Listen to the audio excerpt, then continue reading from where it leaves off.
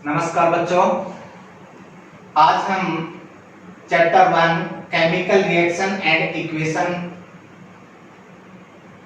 का next topic लेकर आपके सामने प्रस्तुत हुए हैं।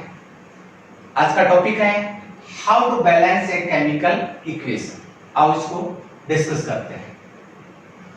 बच्चों, आपको शायद पता भी होगा जब जब इस चैप्टर से क्वेश्चन से केमिकल इक्वेशन को बैलेंस करने का आता है तो वो कुछ इस तरह की फॉर्म में आता है।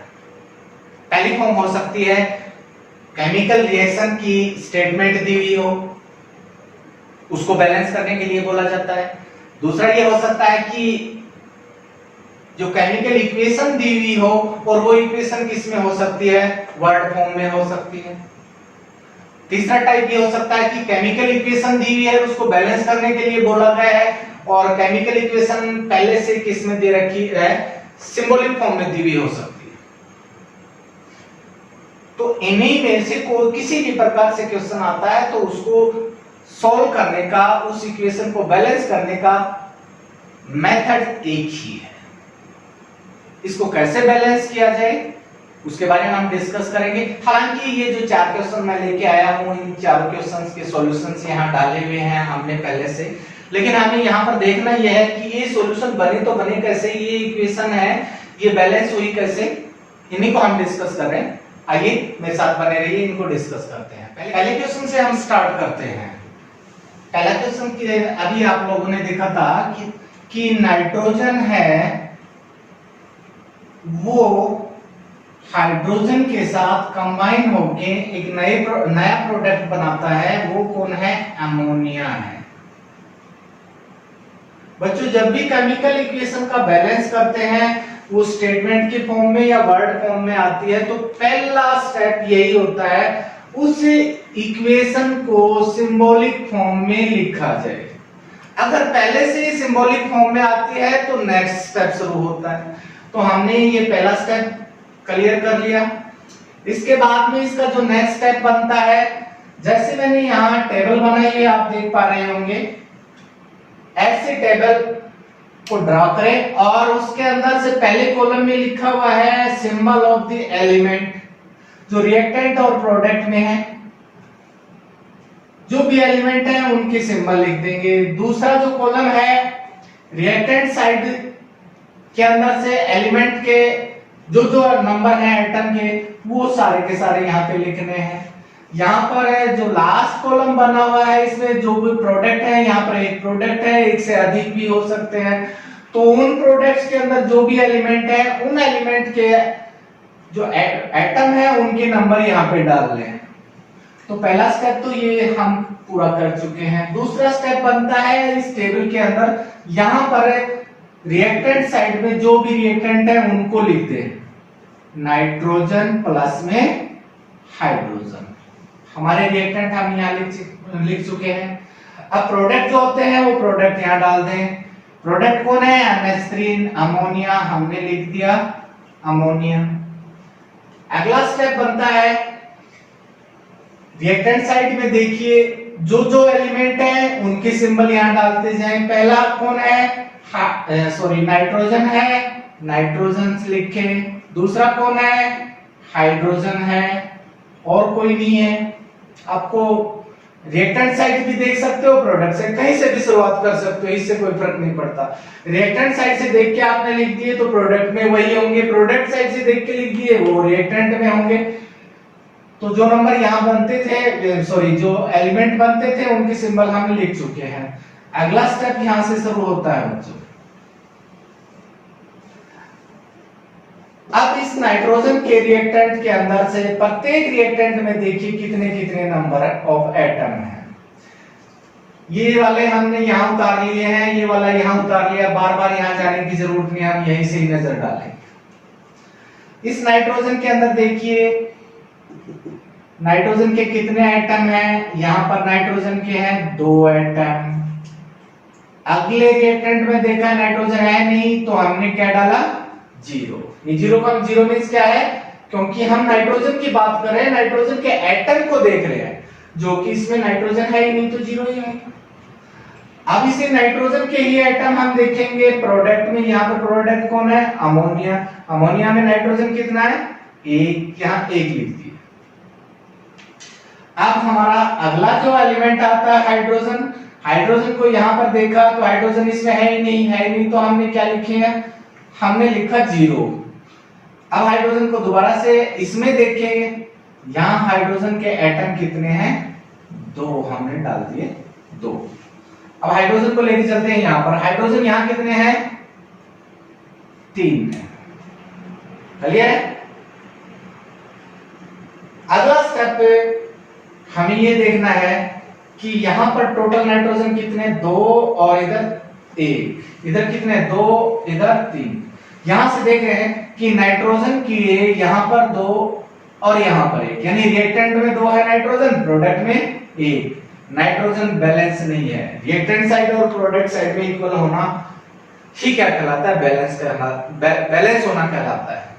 तो नाइट्रोजन भी बैलेंस नहीं है। अब हाइड्रोजन देखिए, इधर में रिएक्टेंट साइड में हाइड्रोजन के नंबर टोटल कितने बनते हैं? 2, उधर है 3, तो हाइड्रोजन भी बैलेंस नहीं है।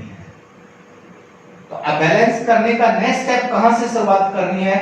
आप या तो हाइड्रोजन से कर सकते हो या नाइट्रोजन से कर सकते हो, लेकिन सुविधा के लिए हमें वहां से शुरुआत करना चाहिए जिस एलिमेंट के नंबर ऑफ एटम ज्यादा होते हैं, हम वहां से शुरुआत करते हैं।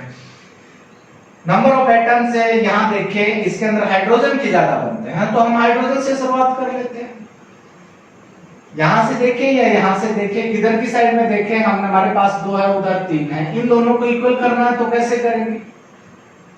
एलसीएम ले लें इन दोनों का, एक दूसरे के साथ में इक्वल हो जाएंगे। इसको हम 3 से मल्टीप्लाई करते हैं और जिस नंबर से मल्टीप्लाई किया उसके नीचे अंडरलाइन डाल दें, ताकि आपको बता देगा या आपके सामने नजर आ जाएगा मैंने कौन सा नंबर लिखा था जो मल्टीप्लाई किया था।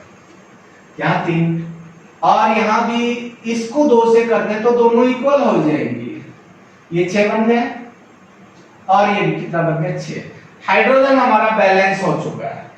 लेकिन जब भी हम बैलेंस करते हैं तो हमारे पास एक नई सिचुएशन और क्रिएट हो जाती है। वो कौन सी होती है? उस पे नजर डालिए। हाइड्रोजन देखो कहां था? हाइड्रोजन यहां पर था और इसको हमने 3 से मल्टीप्लाई करके 6 बनाया यहाँ। और यहाँ वाले में हमने हाइड्रोजन देखा, ये जो हाइड्रोजन है ये कहां था? इसमें था। और हमने 2 से मल्टीप्लाई किया, तो जब मल्टीप्लाई इसको यहाँ शुरुआत से करना है, पीछे की साइड में नीचे नहीं करना है, यहाँ करेंगे शुरुआत से। यहाँ 2 से इसको मल्टीप्लाई करेंगे तो नाइट्रोजन का भी तो नंबर बढ़ जाता है, नाइट्रोजन की भी आइटम बढ़ जाएगी। तो 2 से मल्टीप्लाई किया हमने, यहाँ करना है तो नाइट्रोजन भी बढ़ेगा। तो नाइट्रोजन की लाइन कौन है? ये वाली नाइट्रोजन की है। और हम इधर की बात कर रहे हैं, यहाँ पे नाइट्रोजन का नंबर 1 था तो 2 बढ़ गया, तो इसको मल्टीप्लाई करो 2 से। और हमने किया मल्टीप्लाई इसको है, इसकी वजह से ये बढ़ा है, तो हम इसको एक अलग निशान ले लेते हैं। हो गया, नाइट्रोजन 2 हो गए। इधर की साइड में रिएक्टेंट साइड में देखें नाइट्रोजन 2 पहले से है, इधर भी देखें नाइट्रोजन भी बैलेंस है। अब जहां जहां की हमने अंडरलाइन ली है, उन अंडरलाइन वाले नंबर्स को आपने जो इक्वेशन बनाई थी उसमें डाल। ये 3 यहां से उठा के किसके पास गया है? इस रिएक्टेंट हाइड्रोजन पे है, तो ये हाइड्रोजन यहां था, तो यहां 3 से मल्टीप्लाई कर दो बच्चों। और इसके बाद यहां पहुंचे हम, ये 2 किसमें है? अमोनिया में है। इस अमोनिया को यहां से मल्टीप्लाई कर, ये हमारी इक्वेशन अब क्या है? बैलेंस इक्वेशन है। अब इस इक्वेशन को थोड़ा सा इंफॉर्मेटिव बनाते हैं। इंफॉर्मेटिव बनाने के लिए इसकी फिजिकल स्टेट दर्शानी होती है प्रत्येक रिएक्टेंट और प्रोडक्ट की। ये गैस की फॉर्म में है तो इसके नीचे गैस लिख दिया। हाइड्रोजन गैस की फॉर्म में होती है और अमोनिया भी गैस की फॉर्म में होता है। ये पूर्ण रूप से बैलेंस हो चुकी है। इसके बाद में नेक्स्ट क्वेश्चन की तरफ चलते हैं बच्चों। अगला क्वेश्चन था आयरन वाटर के साथ में रिएक्शन करके जो प्रोडक्ट बनाता है, आयरन के ऑक्साइड और साथ में हाइड्रोजन गैस भी प्रोड्यूस करता है।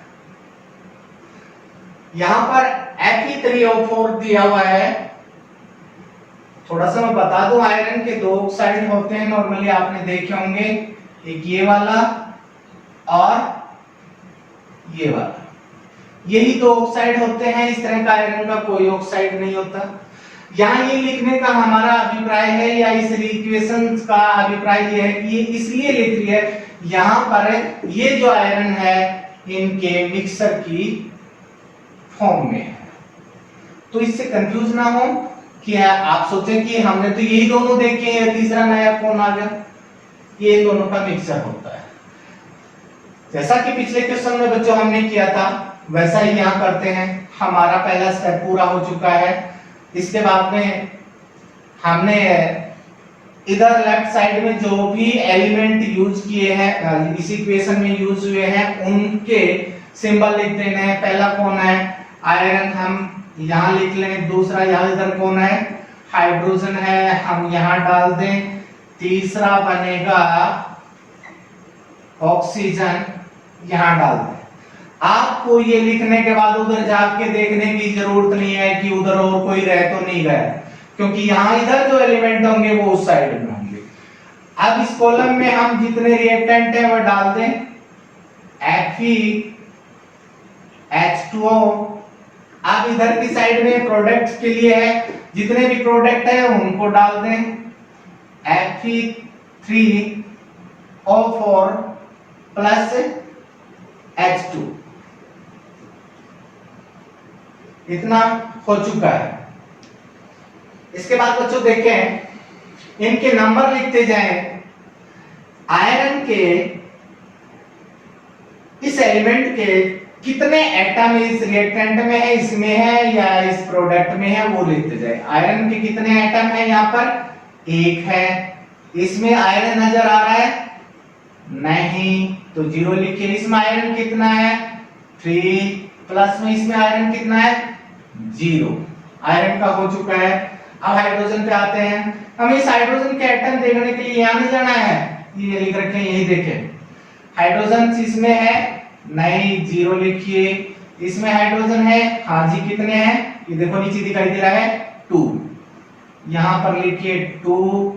इसके बाद हाइड्रोजन को यहाँ देखते हैं, यहाँ हाइड्रोजन है 0 और इसमें हाइड्रोजन है 2।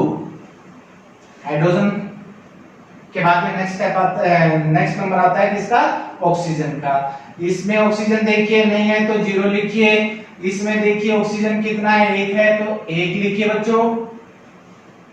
अब ऑक्सीजन को लेते हैं। इसमें ऑक्सीजन यहाँ पर कितना है? 4 है। इधर ऑक्सीजन है ही नहीं तो 0 लिखिए।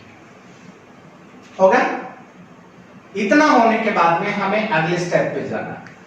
अब हमें देखना है आयरन, हाइड्रोजन और ऑक्सीजन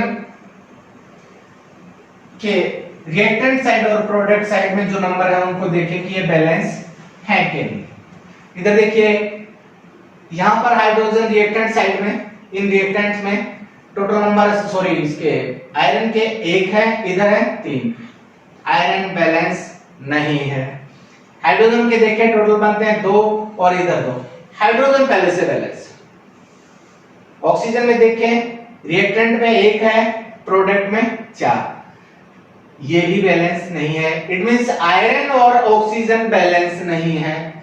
लेकिन पिछले क्वेश्चन में मैंने बताया था, जब भी आप किसी भी इक्वेशन को बैलेंस करें तो सबसे पहले उस एटम से शुरुआत करनी चाहिए, सॉरी, उस एलिमेंट से शुरुआत करनी चाहिए जिसके नंबर ऑफ एटम ज्यादा हो। यहाँ पर ऑक्सीजन के ज्यादा बनते हैं, हाइड्रोजन के मैक्सिमम यहाँ 3 नजर आ रहे हैं, ऑक्सीजन के 4 आ रहे हैं, तो हम ऑक्सीजन से शुरुआत करते हैं। आइए ऑक्सीजन से शुरुआत करते हैं। ऑक्सीजन को अगर हम बैलेंस करते हैं तो यहाँ देखते हैं, यहाँ ऑक्सीजन 1 है, इधर 4 है। इसको भी 4 करने के लिए हम यहाँ इसको 4 से मल्टीप्लाई कर देते हैं और अंडरलाइन भी कर देते हैं, हमारा ऑक्सीजन हो जाता है बैलेंस। लेकिन पिछले क्वेश्चन में भी मैंने बताया था, जैसा हम बैलेंस करने की कोशिश करते हैं मल्टीप्लाई करते वक्त, ये देखें कि ये जो मल्टीप्लाई किया है ये कौन सी जगह जाके मल्टीप्लाई होना है? यहाँ पर जाके होना है। तो यहाँ पर 4 जाएगा तो इसके साथ कोई और एलिमेंट तो नहीं है, इधर हमने ऑक्सीजन के लिए किया था तो यहाँ हाइड्रोजन है, हाइड्रोजन के नंबर चेंज हो जाएंगे। यहाँ पर हाइड्रोजन पहले से कितने हैं, 2 है। जब इसको मल्टीप्लाई कर दिया तो हाइड्रोजन के साथ में 4 भी मल्टीप्लाई में आ जाएगा। लेकिन यहाँ हमने ऑक्सीजन के लिए किया था तो इसलिए इसको पिछले क्वेश्चन की तरह से एक नए सिंबल के रूप में दर्शा देते हैं, राउंड कर देते हैं। अब यहाँ हाइड्रोजन कितने हो जाते हैं, 6 इधर बन जाते हैं, उधर कितने हैं, 2 है। तो अब इन दोनों को बैलेंस करना पड़ेगा। पहले ऑलरेडी ये क्या थे, बैलेंस थे, लेकिन अब अनबैलेंस हो चुका है हाइड्रोजन। हाइड्रोजन को बैलेंस करना है तो इधर इसको ये टोटल कितने हो गए, 2 4 जा 8, तो यहाँ 4 से मल्टीप्लाई इसको करना पड़ेगा और अंडरलाइन कर दिया। ये कहां पर जाके होना है, यहाँ पर। यहाँ कोई और नया एलिमेंट नहीं है तो नई सिचुएशन क्रिएट नहीं होगी। अब देखें, ऑक्सीजन बैलेंस है, हाइड्रोजन बैलेंस है। अब बारी आती है आयरन की। आयरन इधर 1 है, इधर 3 है। आयरन को अगर इधर 3 है तो इधर 1 है, तो अगर इसको हम 3 से मल्टीप्लाई कर दें, देखिए आप देख पा रहे होंगे, 3 से मल्टीप्लाई करते हैं तो ये 3 हो जाता है, दोनों साइड सेम हो जाते हैं नंबर ऑफ एटम। एक बार फिर देखिए, आयरन के टोटल 3, इधर टोटल 3, हाइड्रोजन के इधर 8, इधर 8, ऑक्सीजन के इधर 4, इधर 4। हमारे जो इक्वेशन है पूर्ण रूप से बैलेंस हो चुकी है। अब इसको फाइनल रूप देने के लिए जहां जहां हमने अंडरलाइन डाल रखी है वो इसमें लिखते हैं। देखिए, आयरन के सामने है, यहां लिख दिए 3 और अंडरलाइन किधर है, इधर है ऑक्सीजन के पास में। ऑक्सीजन कौन सी है, वाटर वाली है, तो यहां लिखिए कितना, 4 लिखिए। और इधर प्रोडक्ट की साइड में देखें, यहाँ 4 है। 4 किसकी लाइन में है, ये है जी हाइड्रोजन में। ये हाइड्रोजन किसमें है, इसमें है, तो यहां पर लिखिए 4। और इसको थोड़ा सा इंफॉर्मेटिव बना देते हैं। आयरन होता है सॉलिड स्टेट में, लेकिन आयरन रेड हॉट आयरन होता है तो पानी के साथ में रिएक्शन करता है, तो उस समय पानी किस में होता है, वाटर किस में होता है, स्टीम की फॉर्म में। तो यहाँ वाटर लिखा जाएगा, गैस, लिक्विड नहीं लिखना है। ये होगा सॉलिड और ये होगी गैस, और इसी के साथ में हमारी इक्वेशन हो जाती है बैलेंस। अगर इक्वेशन बैलेंस करने के लिए दी हुई हो, अब बच्चों गलती से आप ये फिजिकल स्टेट में भी दर्शाते हैं तो चल जाएगा, लेकिन ये जो नंबर मल्टीप्लाई इत्यादि करके हमने जो किया है, रियल क्वेश्चंस का सॉल्यूशन यही है, इसको मत भूलें। हाँ, टीचर पे डिपेंड करता है वो इनकी तरफ ध्यान देता है कि नहीं, लेकिन आप कोशिश करें जब भी बैलेंस करें तो फिजिकल स्टेट भी लिखें। अब हम चलते हैं नेक्स्ट क्वेश्चन की तरफ। नेक्स्ट एग्जांपल था, सोडियम हाइड्रोक्साइड की रिएक्शन करवाई जाती है सल्फ्यूरिक एसिड के साथ, तो जो प्रोडक्ट बनते हैं Na2SO4 और वाटर।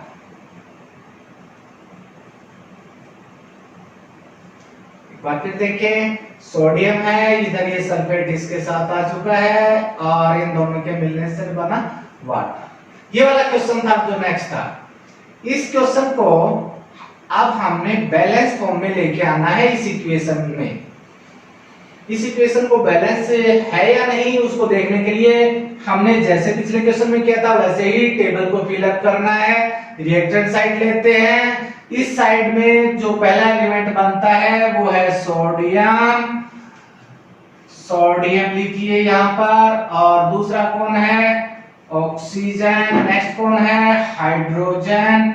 उसके बाद है, ये हाइड्रोजन आ गया यहाँ पर तो दोबारा नहीं लिखना है, सल्फर और ऑक्सीजन। 1 2 3 और 4 टाइप के एलिमेंट।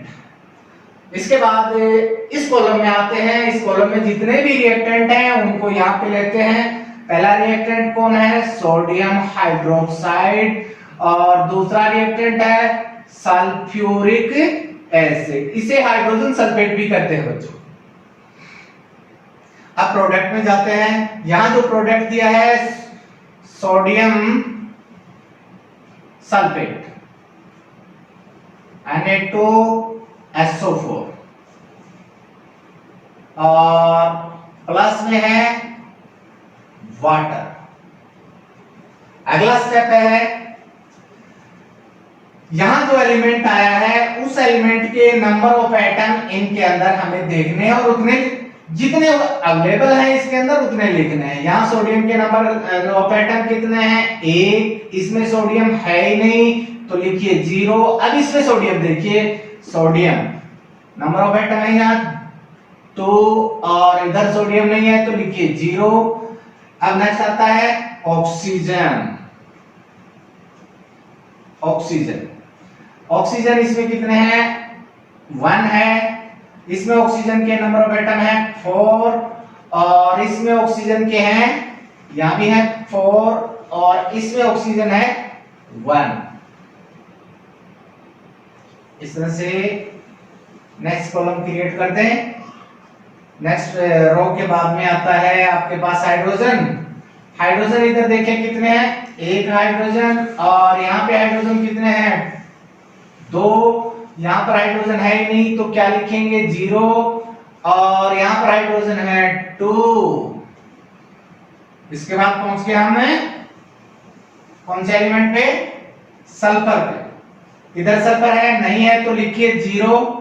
इधर सल्फर है, हाँ जी, कितना है? 1।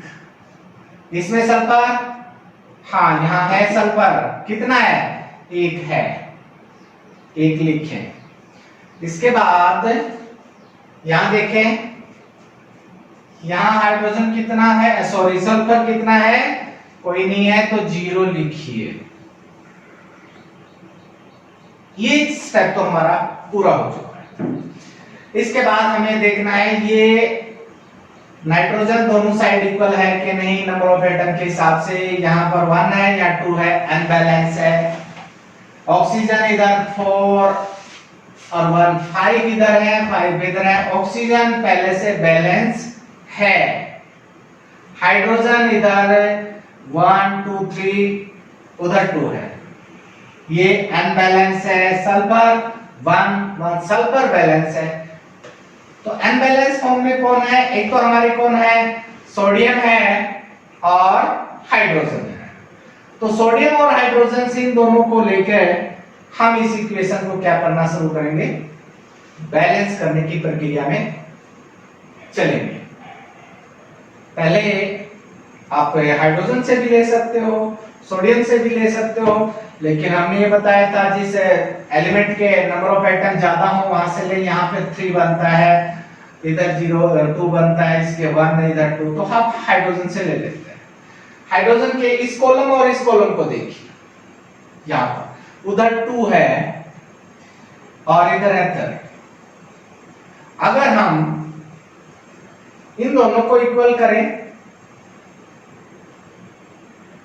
बच्चों कई बार आप सॉल्यूशन करते हैं तो समय बचाने के लिए हम क्या कर लेते हैं, सीधे ये वाले कॉलम अलग अलग नहीं लिखते, हम सीधे हाइड्रोजन को सीधा यहाँ पे 3 लिख देते हैं। वो यहाँ पर दिक्कत हो जाती है, इसलिए मैंने ये अलग अलग लिखवाया प्लस करके। तो यहाँ पर हाइड्रोजन 2 है, उधर है कितना है? 2। तो इसको किससे मल्टीप्लाई करें? या तो इसको मल्टीप्लाई करें या उसको मल्टीप्लाई करें। इसको मल्टीप्लाई करने में भी हमारा ठीक रहेगा क्योंकि एलसीएम मेंटेन हो जाता है। यहाँ पर इसको 2 से मल्टीप्लाई कर देते हैं हम और उसको कर देते हैं अंडरलाइन। अब हमारे पास हो गए 2 2 4। अब उसको 4 में बदलना है तो उसको इधर से हमने 2 से मल्टीप्लाई कर दिया। अब देखिए गौर से, यहाँ पर 4 और उधर भी 4 है।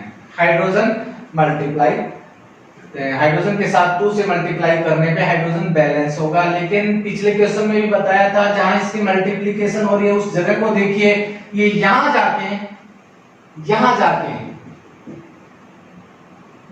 यहां पर किस किस एलिमेंट के ऊपर प्रभाव डाल रहा है? सोडियम पे भी डाल रहा है और ऑक्सीजन पे भी डाल रहा है। कितना डालेगा सोडियम को 2 से मल्टीप्लाई करेगा तो पीछे की साइड में लिखिए।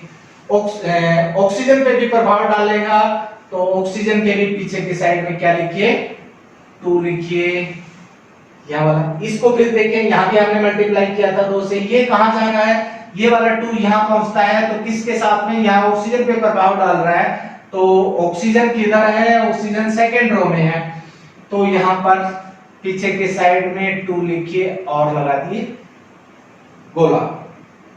अब एक बार देखें ये टेबल बैलेंस हो चुकी है कि नहीं। सोडियम 2 2 बोथ साइड में इक्वल है। ऑक्सीजन देखें 4 2 6, इधर भी 6, ये भी बैलेंस है। हाइड्रोजन को देखिए 2 2 4 और 4, ये भी बैलेंस है। सल्फर भी बैलेंस। अब क्या हुआ, इक्वेशन बैलेंस हो चुकी है। बस एक स्टेप रह गया है, इनको उठा के जहां जहां से आपने है ना जो अंडरलाइन लगा रखी है कौन से कंपाउंड के नीचे है वहां जाके इस नंबर को डाल दो। यहाँ 2 है, पहले वाले में सोडियम हाइड्रोक्साइड के साथ में है, यहाँ पर 2 को डाल लिए सोडियम हाइड्रोक्साइड। और कोई है अंडरलाइन वाला, हाँ जी यहाँ है। इसको उठा के किस में, वाटर में, तो वाटर जहां कहीं लिखा हुआ है वहां डाल दो, ये हो गए। और जैसा पिछले क्वेश्चन में बताया था इसी फिजिकल स्टेट लिख दो। सोडियम हाइड्रोक्साइड है, पानी में घुला हुआ होता है तब रिएक्शन करता है, उसको एक्वस सॉल्यूशन में होता है तो एक्वस लिख देते हैं। सल्फ्यूरिक एसिड है, उसमें भी वाटर डाला हुआ है, इसको भी एक्वस बोलेंगे। सोडियम सल्फेट जो इसके अंदर बना हुआ है ये किसके अंदर सॉलिड स्टेट में आ जाएगा। और कौन है जी, वाटर है। वाटर कौन है, लिक्विड है। ये आपकी इक्वेशन बैलेंस हो चुकी है, ठीक है। अगर कहीं भी हो सकता है यहाँ आपको ऐसे लगता है कि ये बिल्कुल ओके हो चुकी है, लेकिन एक बार आखिरी स्टेप पे इस पे नजर जरूर मार लेते हैं, फाइनली देख लेते हैं कहीं से कुछ नंबर आगे पीछे तो नहीं हो चुका है। तो ये क्वेश्चन कंप्लीट हो चुका है। इसके बाद हम चलते हैं अगले क्वेश्चन की तरफ। नेक्स्ट क्वेश्चन है बेरियम क्लोराइड की सल्फ्यूरिक एसिड के साथ में अगर रिएक्शन करवाई जाती है, बेरियम सल्फेट और हाइड्रोक्लोरिक एसिड बनता है। ये क्वेश्चन दिया हुआ था, इसको बैलेंस करना था, यानी इस इक्वेशन को बैलेंस करने के लिए बोला हुआ था। आओ इसको बैलेंस करते हैं, वही स्टेप अपनाते हैं। पहले से इक्वेशन किसमें है, हमारी ये इक्वेशन है सिंबॉलिक फॉर्म में। आप टेबल को फिल करो इसको बैलेंस करने के लिए। सबसे पहले हम लेफ्ट साइड में एलिमेंट देखेंगे, कौन है। पहला एलिमेंट है हमारे पास में बेरियम, और दूसरा एलिमेंट है क्लोरीन, तीसरा है हमारे पास में हाइड्रोजन, नेक्स्ट वन है सल्फर और ऑक्सीजन। बेरियम है, क्लोरीन है, हाइड्रोजन है, सल्फर है यहाँ पर, और है ऑक्सीजन। ये हमारे पास में जो एलिमेंट है इस केमिकल रिएक्शन में यूज हुए हैं। अब रिएक्टेंट जो है वो यहाँ डाल दें, प्रोडक्ट है वो यहाँ डाल दें। रिएक्टेंट यहाँ से देखिए, पहला रिएक्टेंट है बेरियम क्लोराइड और दूसरा है हाइड्रोजन सल्फेट। यहाँ प्रोडक्ट में आते हैं, ये बनता है बेरियम सल्फेट और हाइड्रोजन क्लोराइड। अब बेरियम देख के नंबर ऑफ एटम कितने हैं इसमें और अगले में, इन सब में देखते चले। बेरियम के इधर इसमें है बेरियम के एटम 1 और इसमें बेरियम है नहीं तो 0 लिखिए। इधर बेरियम है 1 और इसमें बेरियम नहीं है तो 0 लिखिए। इसके बाद है क्लोरीन।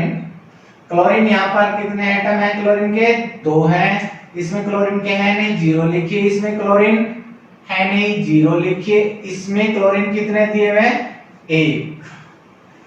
अब हम पहुंचते हैं बच्चों, एक बार थोड़ी सी लाइन खींच लेते हैं, कंफ्यूज ना हो, क्योंकि नंबर ऑफ एलिमेंट बढ़ चुके हैं इस बार। यहां पर हाइड्रोजन है, इसमें हाइड्रोजन है नहीं तो 0 लिखिए। इसके अंदर हाइड्रोजन कितने हैं? 2 लिखिए। इसके अंदर है हाइड्रोजन, यहां देखें हाइड्रोजन कोई नहीं है तो 0 लिखिए। यहां पर हाइड्रोजन दिया हुआ है, इसको गौर से देखें, 1 है। इसके बाद हम चलते हैं टेबल में, कौन सा दिया हुआ है एलिमेंट? सल्फर। सल्फर को यहां देखें, सल्फर यहां 0 है और इसमें सल्फर कितने हैं? 1 है। और अगला जो सल्फर यहां पहुंचते हैं, यहां पर भी सल्फर 1 है, अगले में सल्फर है नहीं तो सल्फर कौन हुआ? 0।